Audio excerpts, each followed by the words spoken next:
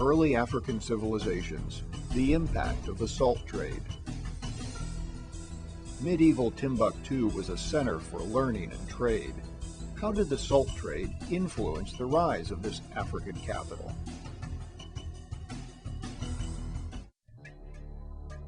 This is salt. It's commonplace today, but for centuries, its value helped create trade routes across the African continent. In West Africa, 3 empires grew rich and powerful by controlling the trans-Saharan trade routes. First Ghana, then Mali, and finally Songhai. Arab traders from the Middle East and Mediterranean came to Africa for the riches to be found there: gold, ivory, and salt, as well as slaves. But to obtain these goods required crossing the Sahara. This desert is one of the hottest places on Earth. Temperatures here have reached as high as 136 degrees Fahrenheit. It was not until the introduction of the camel that it was possible to cross the Sahara. Berber tribes such as the Tuareg profited from the trade routes, leading caravans of thousands of camels across the desert. One Tuareg outpost grew into a city famous for its wealth and scholars: Timbuktu. Located on the Niger River, Timbuktu was established in the 11th century. Over the next several hundred years, it grew into an important trade city. Timbuktu was eventually controlled by the Empire of Mali. Under the patronage of the Emperor Mansa Musa, the city blossomed. He built mosques, libraries, and universities, attracting scholars and artists to the city.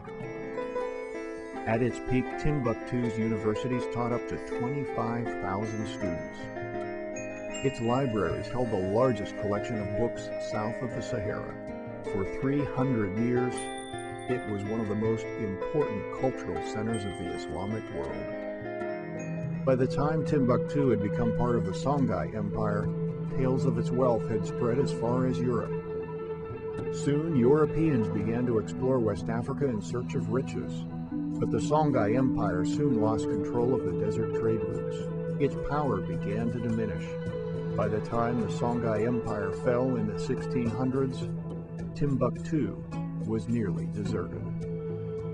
No one crosses the Sahara anymore to trade in ivory or gold or slaves. But there is still one thing that drives people across the desert sands: salt. In Mauritania, Mali, and Niger, briny pools like these are all that remain of a long-vanished saltwater lake. Here in the town of Bilma, Niger, salt is still harvested the way it has been for centuries. Caravans of camels still cross the desert, and the Tuareg nomads still trade with towns along the desert's edge, as their ancestors have done for centuries.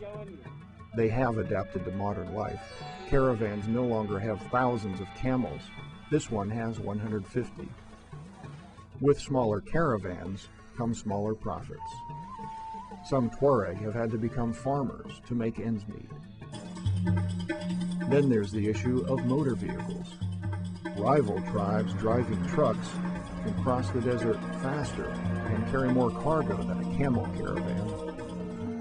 Yet despite these difficulties, the Tuareg way of life continues basically the same as it has for centuries, when empires rose and fell on the fortunes of salt.